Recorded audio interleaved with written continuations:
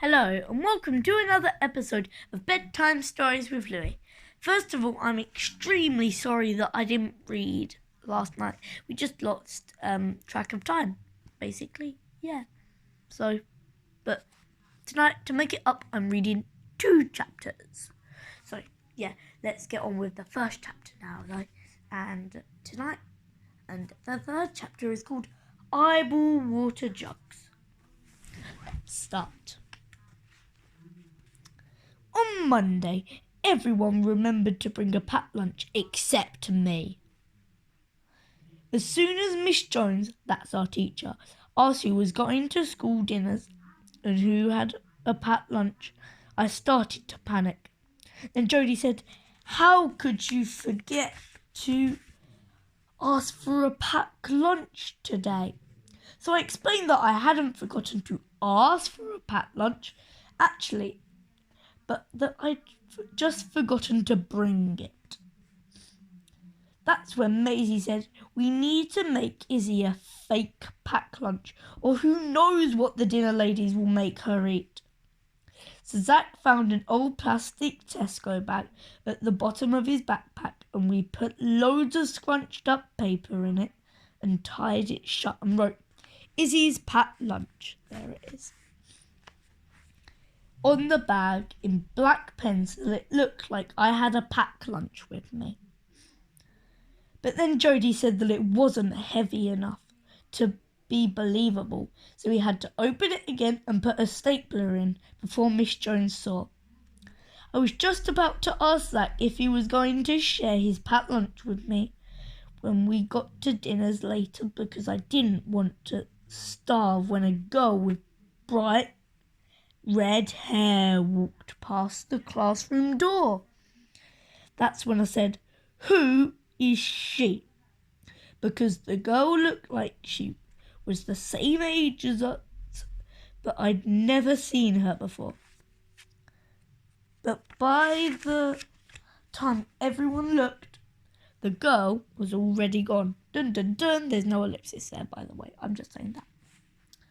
At lunch, Mrs. Kidd made me open my fake lunch bag in front of her because the plastic bag was mostly see-through, and she said she didn't believe me that it was my lunch.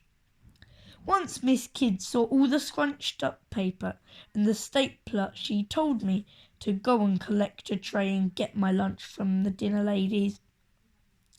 I didn't really have a choice, so I got up and went to collect a tray. That's when I got the biggest shock ever, because Maisie got up too and put her packed lunch in the bin and said that she was coming with me. Maisie is not very often brave because she is usually too busy shaking or screaming or fainting. So I said, "Maisie, are you sure you want to do this?" And Maisie said, "I'm sure." And I was glad because I didn't want to face the dinner ladies on my own, and also because I'd noticed that Maisie's sandwich had fallen on top of someone's old milk, so she wouldn't be able to pick it out if she changed her mind. When we were in the dinner queue, Maisie squeezed my arm and pointed over to Zach and Jodie, and that's when I saw one of the dinner ladies putting a jug of water down on our table. We tried to get their attention to see if there were cockroach eyes in the water again, but they were too busy staring at the water jug, so we guessed that there were. I didn't really have any more time to think about why the dinner ladies had started putting insect eyes in the water jugs, because that's when me and Maisie noticed the strangest thing ever. All of the dinner ladies were wearing goggles.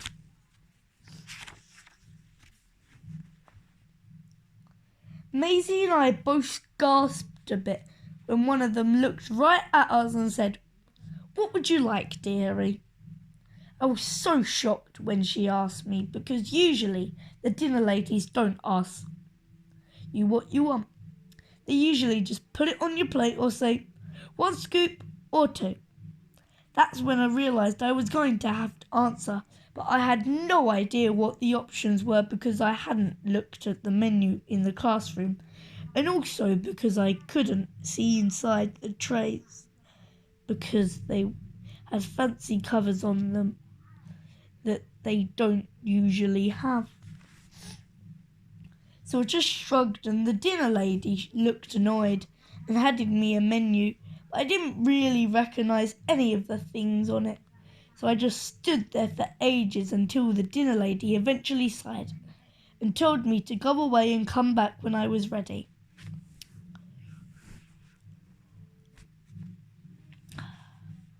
Where are we? Oh, yeah. So me and Maisie ran back to our seats to show Jodie and Zach the menu, and that's when we noticed the water jug.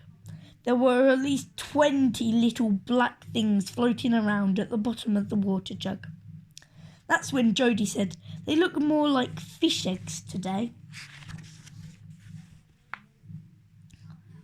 Then Jodie said that we should take one out so we could see it better, but none of us were brave enough to go near the water jug in case one of them jumped out of the water at us. So we just left the jug in the middle of the table and used the new fancy napkins to cover up the bottom of the jug so we couldn't see the fish eggs floating around at the bottom. That's when we asked Jodie and Zach if they'd seen the dinner lady's weird goggles they had, and then we showed them the menu. Everyone thought that the menu was weird. It didn't have any of the usual food on it. It had loads of weird words that none of us really understood, like poached and quail and tempura. And that's when we all looked at each other and realised at the same time that something was seriously wrong with the dinner ladies. So, that was the third chapter, and I'll carry on now. Yeah, I'll carry on now. Okay, but I'll only read how many pages is it? It's 2, 4, 6, 8, 10, 12, 14. That's a lot. I'll read 7. Or shall I say that? I think I'll stay there for the night. So, next chapter on Sunday is The Lollipop Man. So, yeah. See you on Sunday, hopefully, for the 4th chapter of the book. Yeah, and it's going to be The Lollipop Man. And if you have any younger brothers or sisters, which you probably do, because that's most probably how you found out about this, do tell them that they can comment in the